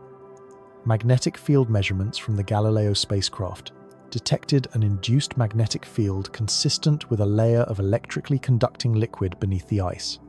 And the surface, geology of Europa displays features chaos, terrain, ridges, and lineae that are most readily explained by a dynamic interface between the ice shell and a liquid layer below. The ocean implied by this evidence is not a shallow body of water. Current estimates suggest it may be between 60 and 150 kilometers deep, potentially containing more than twice the volume of all liquid water in Earth's oceans combined. It exists in complete darkness, under pressures far greater than anything at Earth's ocean surface, heated not by a star, but by the gravitational energy of a planet. And crucially, it has existed in this state for an estimated 4 billion years, a time frame comparable to the entire history of life on Earth. The scientific question that Europa poses is the most consequential in contemporary astrobiology. Could life have originated and persisted in that ocean? Not ancient microbial fossils, not chemical traces of past biological activity, but living organisms existing right now in an ocean beneath the ice of a moon orbiting Jupiter. The conditions that scientists believe are necessary for life, liquid water, chemical energy sources, the basic elements of organic chemistry appear to be present in Europa's ocean, based on current understanding of the moon's chemistry and geology. Whether life actually arose under those conditions is unknown, but the probability is considered high enough by a substantial portion of the astrobiology community that Europa is consistently ranked as the most promising location in the solar system to search for extant extraterrestrial life. Io occupies a different extreme of the Jovian system's character. Where Europa is cold, quiet on its surface, and conceals its activity beneath ice, Io is the most volcanically active body in the solar system, more active than Earth, more active than any other known world. More than 400 volcanoes have been identified on its surface, many of them erupting continuously. Plumes of sulfur dioxide have been observed reaching heights of 500 kilometers above the surface. The lava temperatures at some volcanic centers exceed 1,600 degrees Celsius, among the highest recorded anywhere in the solar system. Io's surface is continuously resurfaced by volcanic deposits, erasing impact craters almost as quickly as they form, creating a landscape that resembles nothing else in the solar system, and changes on timescales that spacecraft can observe in real time. The scientific value of Io extends beyond the spectacle of its volcanism. The moon's interior is heated by the same tidal flexing mechanism that maintains Europa's ocean. Jupiter's gravity kneading Io's rock the way a hand kneads bread dough, converting gravitational potential energy into heat through friction. This process is so powerful on Io that it produces a heat flux from the interior estimated to be more than 20 times greater than Earth's own geothermal output per unit area. Studying Io in detail offers a window into planetary interiors under extreme tidal forcing conditions that would have been common in the early solar system, when planetary orbits were more chaotic and tidal interactions more intense. In a meaningful sense, Io may represent a close analogue to what the young Earth looked like approximately 4 billion years ago, when the processes that eventually led to the conditions supporting life were first establishing themselves. Ganymede presents a third category of extraordinary. It is the largest moon in the solar system, larger than Mercury, though less massive, and it is the only moon in the solar system known to possess its own intrinsic magnetic field, generated by a dynamo process in its iron core. This magnetic field creates a small magnetosphere embedded within Jupiter's much larger one, producing interactions between the two magnetic systems that have no equivalent elsewhere in the solar system. Ganymede also likely harbours a subsurface ocean, potentially containing more liquid water than Europa, sandwiched between layers of ice at different pressures and temperatures. The structure of Ganymede's interior ice, ocean rock, and iron core stacked in sequence may represent one of the most geologically complex small bodies in the solar system. Callisto, the outermost of the 4 Galilean moons, is in some ways the least dramatic. Its surface is ancient, heavily cratered, and relatively unchanged over billions of years. But Callisto also appears to contain a subsurface ocean based on magnetic measurements, and its position outside the most intense regions of Jupiter's radiation belts makes it the most accessible of the Galilean moons for any crewed mission that might eventually approach the Jovian system. Mission architecture studies that take radiation seriously consistently conclude that Callisto is the only Galilean moon where human surface operations could be conducted with shielding masses that are merely enormous rather than physically prohibitive. The aggregate scientific importance of these 4 worlds is difficult to overstate. Europa may contain active life. Io illuminates early planetary geology. Ganymede challenges models of magnetic field generation in small bodies. Callisto preserves a 4 billion-year record of the outer solar system's impact history. Taken together, the Galilean moons represent a collection of scientific questions whose answers would reshape understanding of planetary formation, habitability, and the distribution of life in the universe. And if robotic missions to Europa were to return evidence of living organisms in that ocean, if the camera of some future lander or submarine transmitted images of biological structures from beneath kilometers of Jovian ice, the discovery would be the most significant in the history of science. Not significant in the way that new exoplanets or gravitational wave detections are significant important additions to an existing framework. Significant in the way that the Copernican revolution was significant, a permanent, irreversible reorientation of humanity's understanding of its place in the cosmos. The confirmation that life arose independently in a second location within a single solar system would transform the question of life's prevalence in the universe from an open philosophical question into a near certainty backed by direct evidence. If robots can confirm the existence of life in Europa's ocean, if a machine transmits that signal across 500 million kilometers of space, and the news reaches every human being alive, would that be enough? Would the discovery satisfy the human need to know, to witness, to be present at the moment of contact? Or would it simply make the desire to send human beings to see it with their own eyes more urgent, more visceral, more impossible to contain? That question reaches into something that no physics equation can quantify, something that has nothing to do with propellant mass or radiation shielding or system reliability, but which may be the only genuine reason that human beings have ever pointed themselves toward dangerous and distant places. It is the single force that has driven exploration throughout human history, and it is the reason that Jupiter, despite everything the physics says, will never stop calling. There is a thought experiment that biologists sometimes use when they want to make a point about the strangeness of human ambition. Imagine you could somehow explain to a blue whale, the largest animal that has ever lived on this planet, a creature whose heart alone weighs as much as a small car, that somewhere beyond the edge of the water there exists a vast landscape of mountains, forests, and open plains. The whale would have no response to this information. Not because it lacks intelligence, but because the question of going there would never occur to it. The boundary between ocean and land is not a challenge to the whale. It is simply the shape of the world. Now, imagine explaining to a golden eagle, an animal with eyesight 8 times sharper than a human's, capable of spotting a rabbit from nearly 2 miles away, that somewhere far beneath the surface of the sea there are creatures and ecosystems it has never seen. The eagle would not begin planning a dive. The idea would be meaningless to it. The sky is its domain. The ocean floor is not a destination. It is simply somewhere that is not the sky. This is how every living species on Earth operates, with exactly one exception. Homo sapiens is the only organism in the 4 billion year history of life on this planet that looks at an environment it is completely biologically unsuited for and asks with genuine seriousness, why can't I go there? Not metaphorically. Literally. We are slower than horses, weaker than chimpanzees, worse swimmers than dolphins, worse climbers than mountain goats, and worse at surviving cold than polar bears.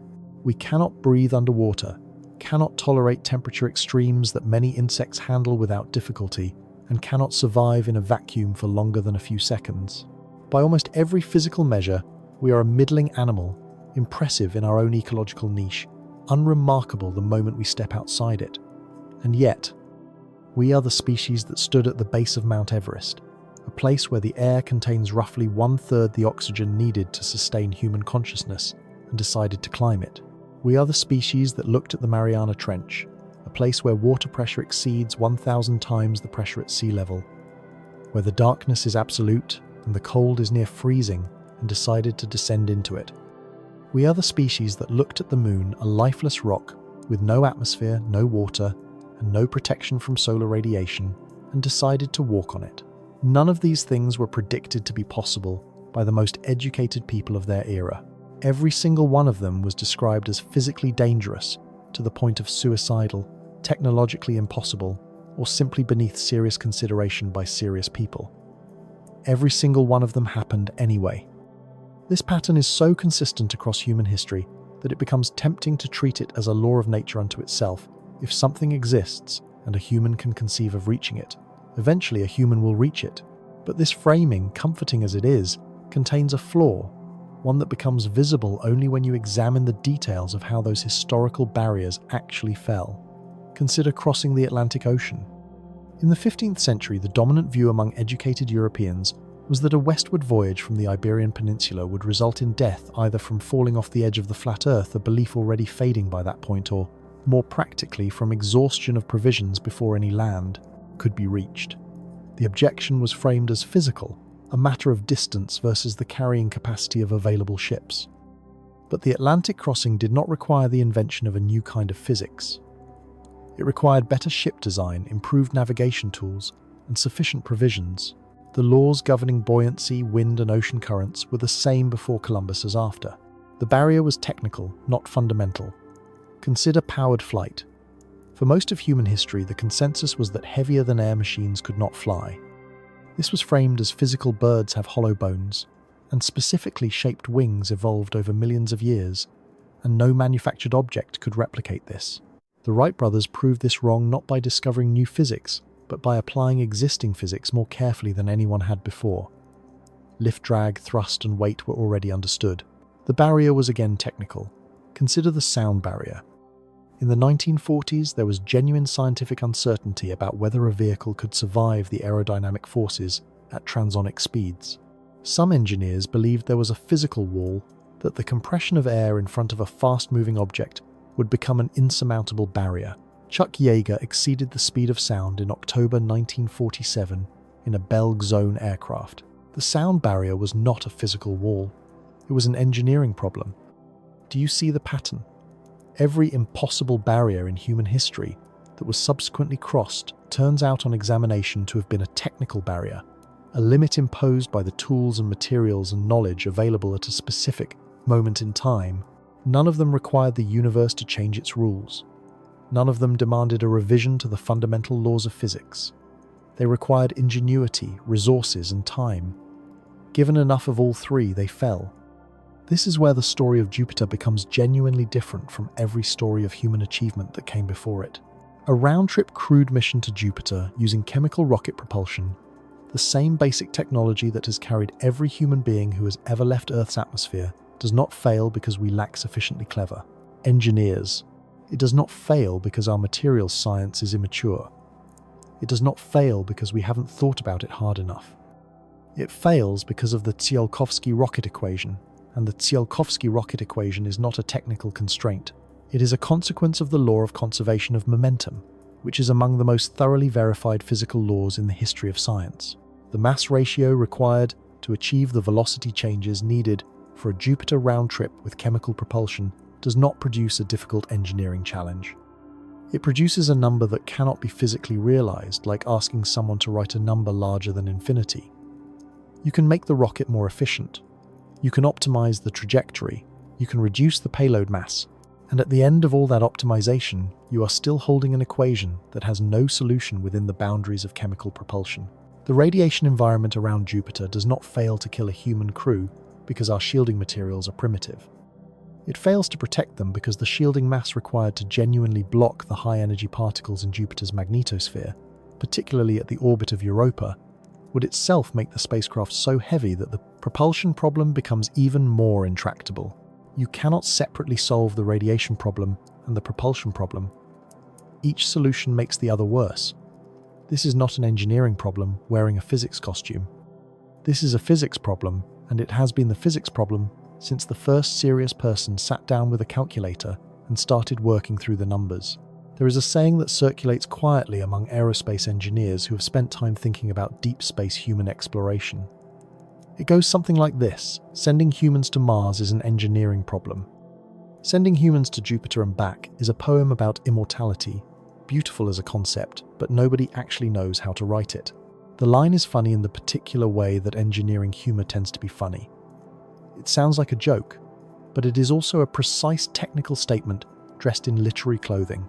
An engineering problem has a solution that exists, even if finding it requires enormous effort.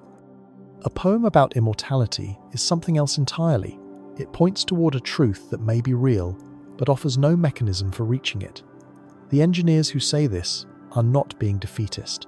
They are being honest about a distinction that matters enormously when allocating resources, managing expectations, and deciding where the next generation of scientists and engineers should focus their energy. Because here is the uncomfortable reality that this honesty reveals: every dollar spent planning a crewed Jupiter mission with current propulsion technology is a dollar spent on a plan that cannot work.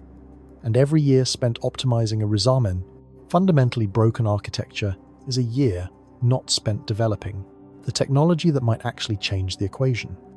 The romance of the destination can become an obstacle to reaching it if that romance encourages commitment to approaches that physics has already rejected. And yet, fusion propulsion, true nuclear fusion, not the fission systems that Orion proposed in the 1950s and 60s, is no longer purely theoretical. The National Ignition Facility achieved fusion ignition in December 2022, producing more energy from a fusion reaction than the laser energy delivered to the fuel target. This is the first time in history that has happened in a laboratory setting. It is one data point, not a solved problem, and the gap between laboratory fusion ignition and a functional fusion rocket is vast. But it is a different kind of vast than it was a decade ago. Advanced materials research is producing substances with properties that would have seemed implausible to engineers of the Apollo era. Radiation-resistant electronics based on new substrate materials are already extending the operational lifetimes of spacecraft in high radiation environments. Superconducting magnets powerful enough to create meaningful magnetic shielding against charged particles. A fundamentally different approach to the radiation problem than adding more mass or advancing steadily. Artificial intelligence is changing not just how spacecraft are operated, but how they are designed.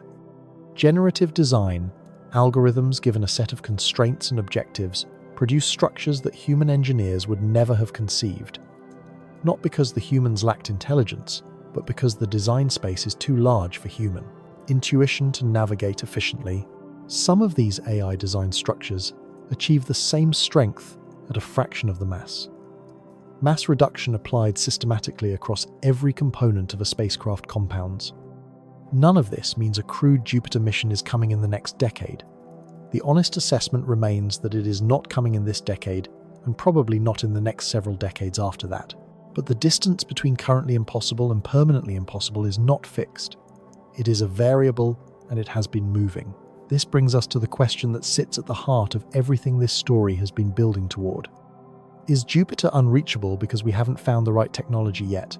The way the Atlantic was unreachable before the Caravel, the way supersonic flight was impossible before jet engines and swept-wing design? Or is Jupiter unreachable in a different, deeper sense, not a temporary limit, imposed by the tools of a particular era, but a permanent limit imposed by the laws of physics as they apply to biological organisms? The answer is that we genuinely do not know. And this uncertainty is not a comfortable "we'll figure it out eventually." It is a specific bounded uncertainty with a specific bounded set of possible resolutions. If fusion propulsion reaches maturity, not just ignition, but sustained controllable high-thrust fusion propulsion, the propellant mass problem changes fundamentally. Fusion reactions produce orders of magnitude more energy per unit of fuel mass than chemical reactions.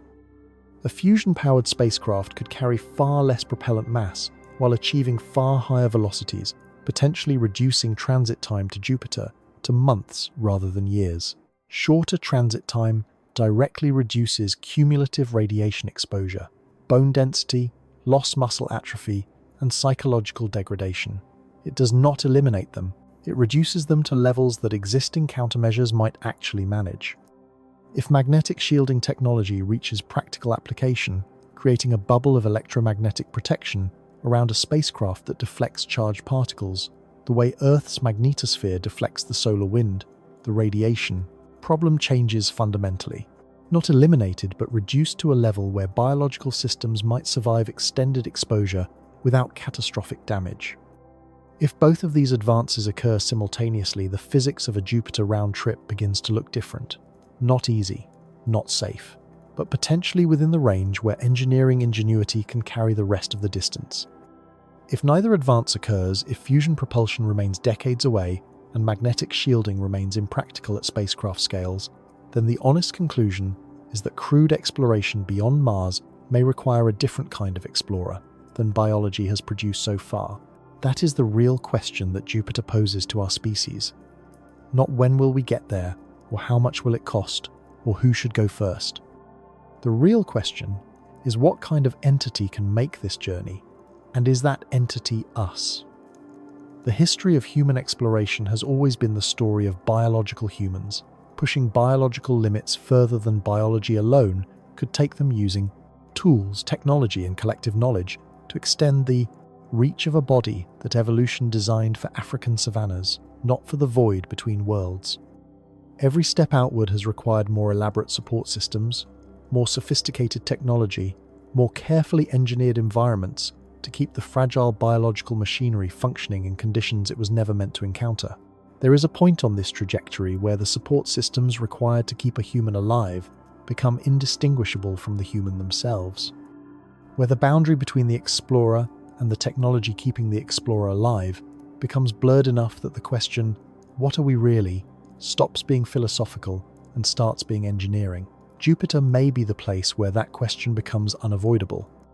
Perhaps that is Jupiter's true gift to the human story, not the data its moons might yield, not the scientific discoveries that await in the storms of its atmosphere, but the clarity it forces upon our thinking about what exploration actually means and what humanity actually is.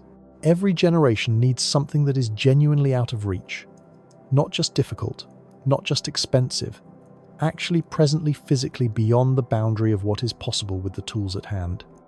Because it is in the reaching toward those things, in the accumulating of knowledge and technology and understanding that the reaching demands that the species advances. Jupiter is that thing for our generation, and perhaps for the next several generations after ours. And this is where the story of Jupiter stops being the story of a planet and becomes the story of who we are as a species and what we are willing to become in pursuit of a universe far larger than our current capacity to understand it. Right now, at this very moment, the Juno spacecraft is tracing an enormous elliptical orbit around Jupiter, diving close to the cloud tops every few weeks before swinging back out to a safer distance from the planet's crushing radiation belts. It has been doing this since July 2016. Its instruments are measuring magnetic field fluctuations, mapping gravitational anomalies, peering through layers of ammonia clouds to study the atmospheric dynamics beneath. It is sending data home at a rate that scientists are still working through years after collection, discovering patterns in Jupiter's interior structure that no model had predicted. Juno does not know any of this. It does not experience the storms it photographs, storms so large that each individual vortex in Jupiter's polar cyclone clusters could swallow a continent whole. It does not feel the radiation it is absorbing, the slow degradation of its circuits as high-energy particles punch through its titanium vault. One by one, each pass around the planet, shortening its operational lifespan by a calculable increment.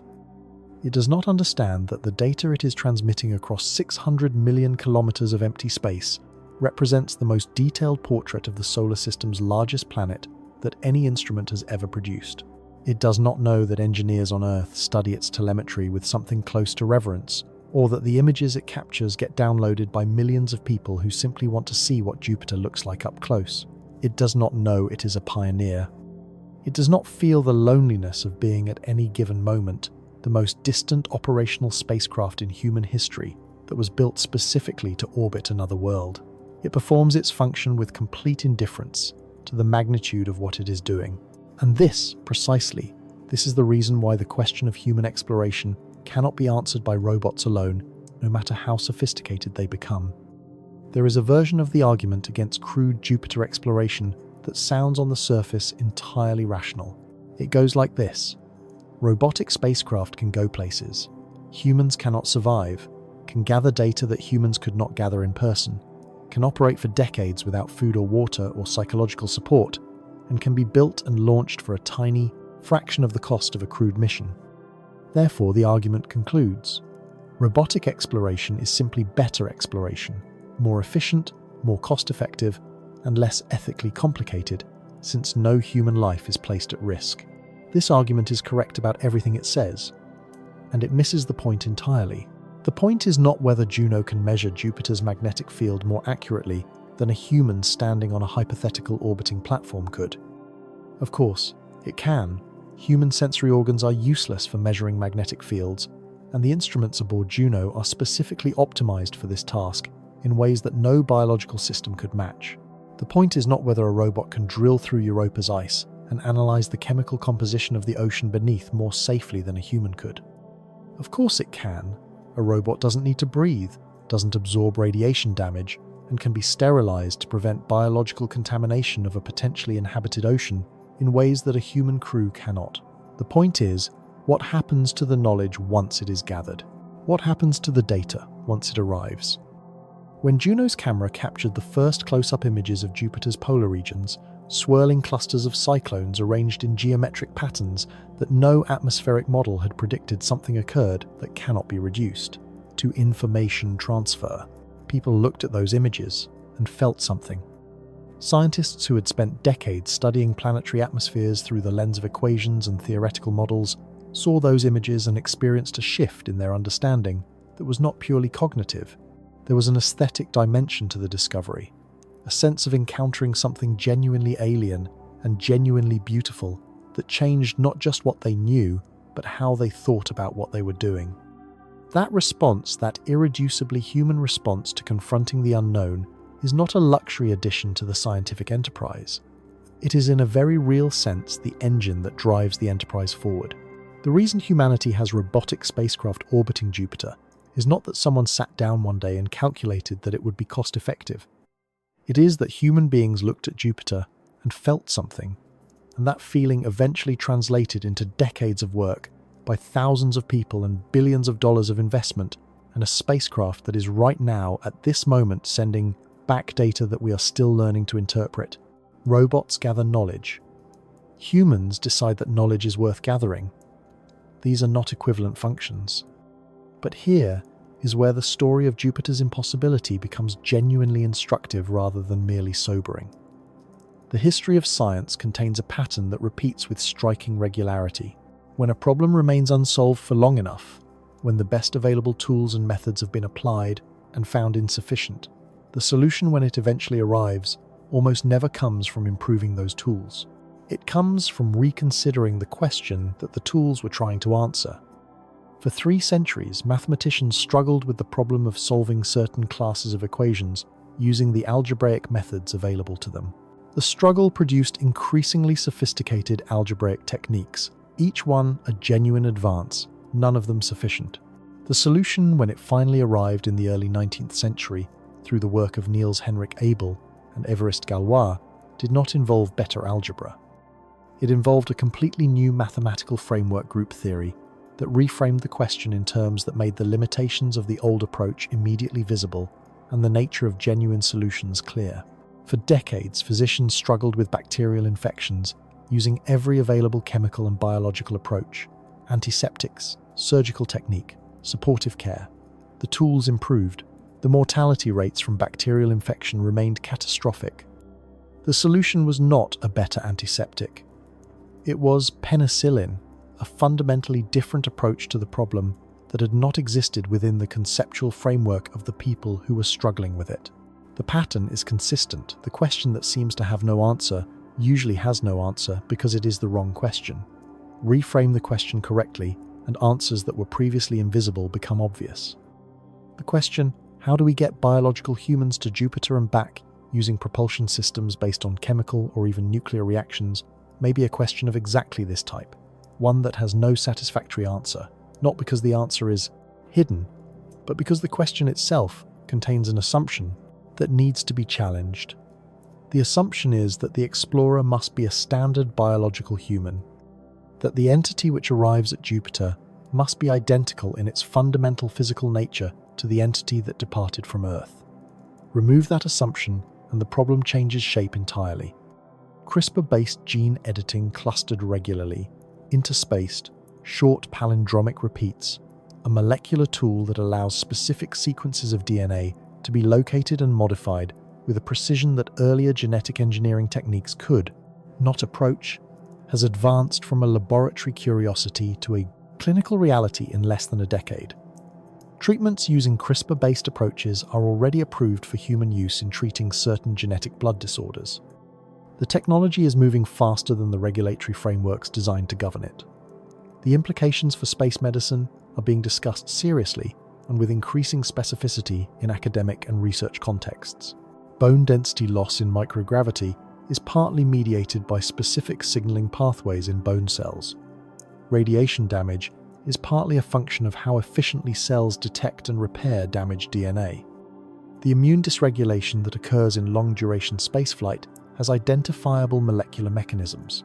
Each of these mechanisms in principle represents a potential target for genetic intervention, not to create a different species, but to create a human body that maintains its integrity in an environment that the evolutionary process never encountered.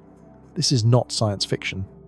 It is the direction that multiple threads of current research are pointing, simultaneously converging on a set of questions that would have seemed purely speculative 20 years ago, and are now the subject of peer-reviewed literature and grant-funded research programs.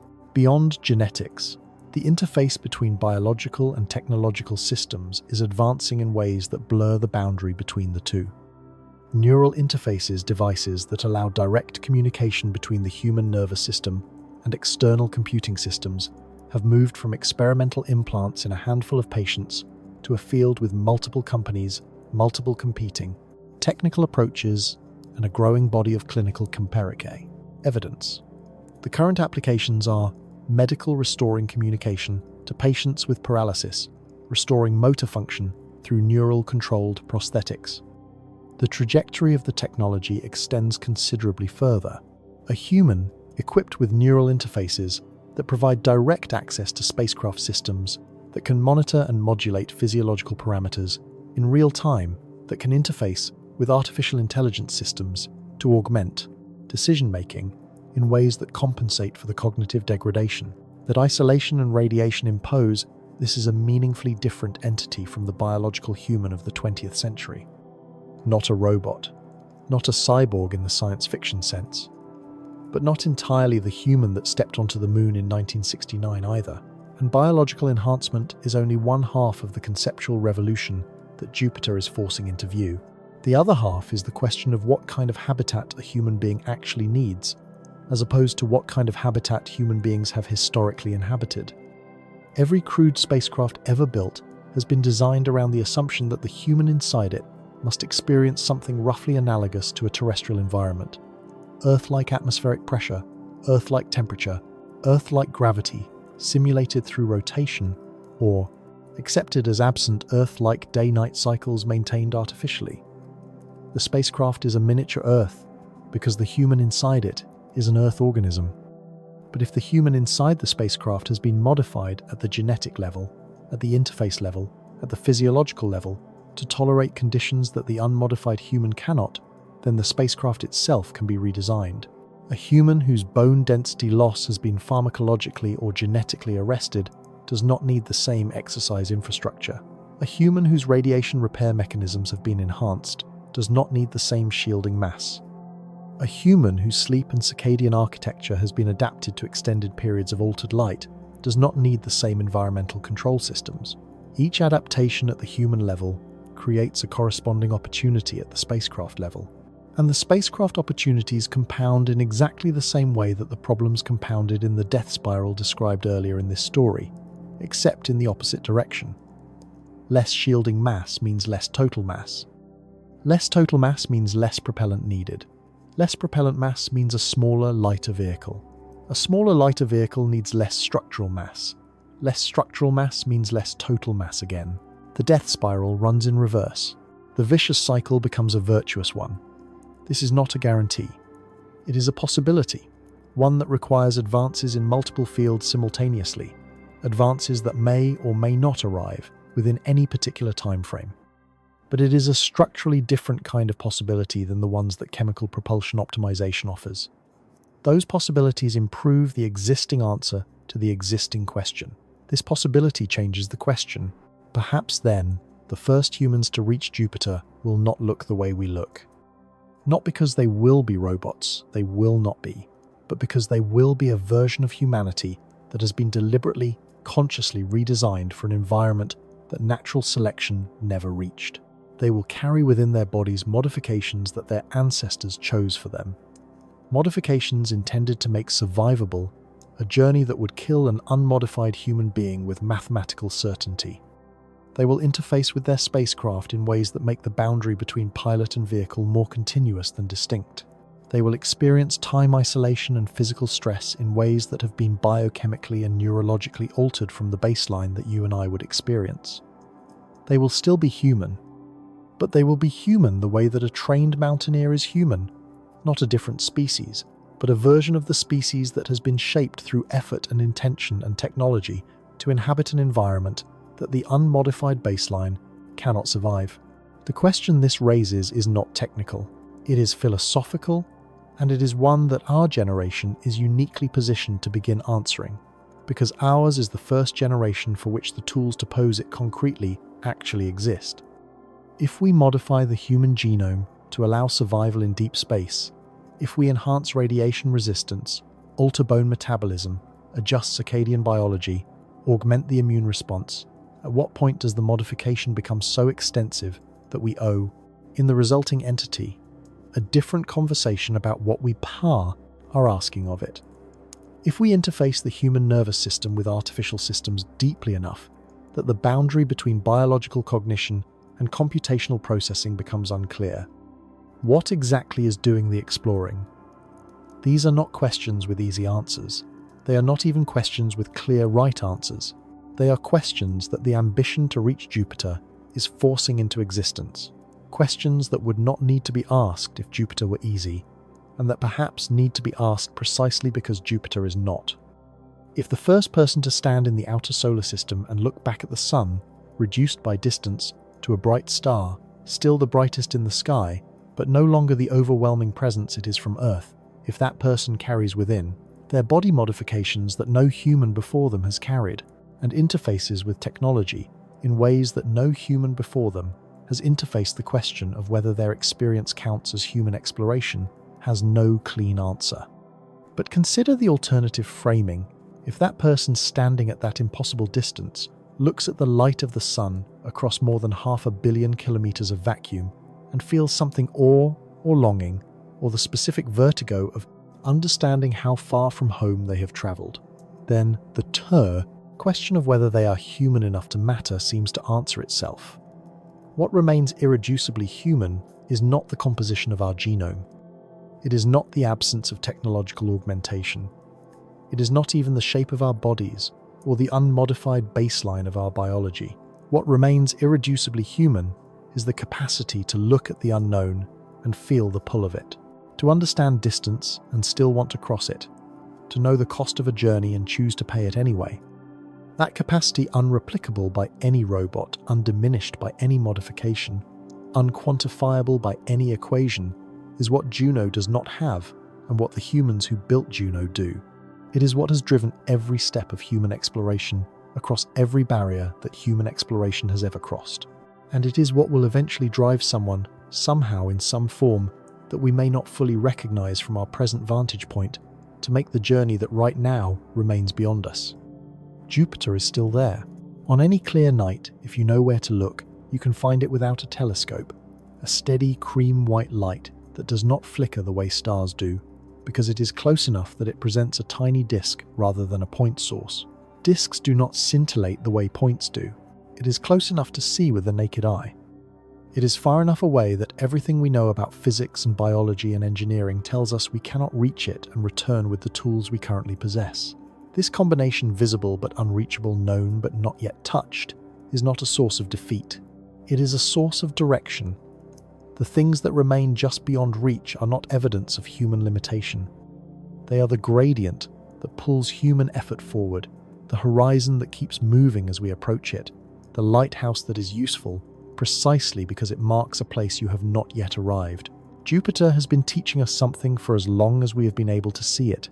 Not about orbital mechanics, not about atmospheric chemistry, not about magnetic field topology. It has been teaching us something about the nature of ambition itself, that the most valuable destinations are not the ones we can reach easily, but the ones we have to become something more in order to reach at all. And perhaps that is its real gift to our species, not the data. Its moons might one day yield not the confirmation or denial of life in an ocean beneath kilometers of ice, not the scientific revolution that would follow from any of these discoveries, but the fact of its presence on the edge of what is possible, demanding that we grow toward it. Jupiter is not a destination. It is an argument that the universe makes silently on every clear night to anyone willing to look up and feel the pull of the light. The argument goes like this: you are not finished yet.